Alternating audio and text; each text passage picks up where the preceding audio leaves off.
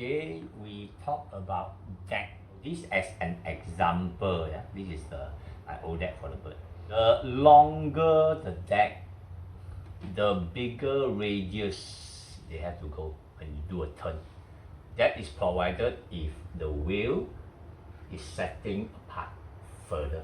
If the wheel is nearer, then it actually will take a smaller radius to turn.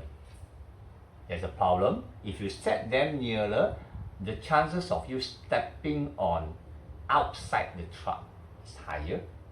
You become a skateboard. That's why skateboard is actually more technical if you ask me, okay? On high speed, you don't want to step on this area and then got thrown. Okay? Because I started with the downhill, so we always have a longboard that almost do not have the extended part so that we don't step here and then when on high speed going down and your head go down. No, that's not what you want. Okay, the tail, yes. Now I do a lot of bowl, I need a longer tail, so I set my truck nearer, then I can have the leverage, okay, to kick, turn, and also to slide. So the shorter the board, then the truck will set closer to each other, the radius of turning will be smaller. That means a sharper turn. There's a problem. The stability is also smaller. When you stand on the board, the smaller they are, the easier for you to go off the balance point, that means the central point of the board. May throw you away as well. So when you use a small board on the high speed, you gotta be very careful. Then we talk about the curve of the deck. See, if it's curvy, when you go on a slope, here it's still flat. Not like flat, but a little bit provide you the space for you to put your feet and then just hold them. If it's flat, then you go down. But a flat one is more accommodating for your feet to put. See, the curved one, sometimes if it's too curved, you have a problem as well. When you press them, it's more sensitive to go up and down. It means go like this. Okay, the flat one will be less sensitive. So in a way, it is more steady. When you get used to the movement, the slightest movement, yes, you want more curvy deck so that you can play with it. Certain deck have multiple concave, multiple undulating edge. All of the edge have their reason. So check it out, and then when you really playing the board, you want to know where to put your feet for certain purpose. For example, when the stability, you're gonna put in the flat part. When you want to slide or anything, you want to put on the curved part so that you have the grip as well.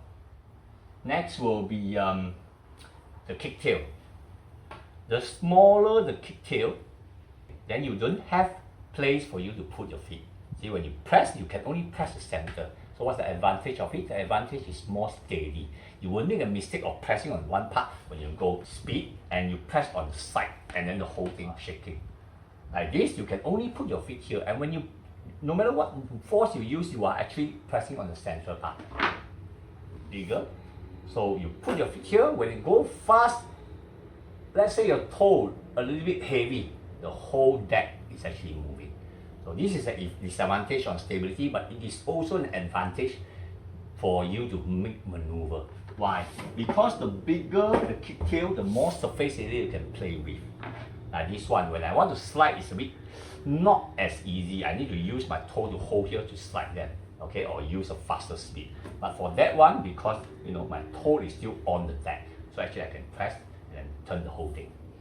Same with the kicktail, the smaller will be not as much of leverage unless you shift your truck a bit further so that you have a longer tail for you to play with. Okay, and also if you do the pop, a bigger tail will have more advantage, of course, because they have more edge to pop on the floor to come out. Next will be the weight of the board. The heavier, the more steady, of course, but the heavier also is less reflective. Means that the response time is slower. Same as the size. Normally the size comes with the weight, but sometimes that's not the case. Certain materials, the board is small, but it's still steady and heavy. So maybe you want to find out what is the best weight that your body is used to. Because why? Because if you are a small size and the weight and the board is too heavy, you need to use a lot of force to pump them. or when your body is too big and the board is too light, it actually go off once the speed go to a certain limit. So this is some simple information. It's just very general that when you go out there, choose whatever that you want. It's actually the features that matters, and if you know what's the features for. Okay, thank you.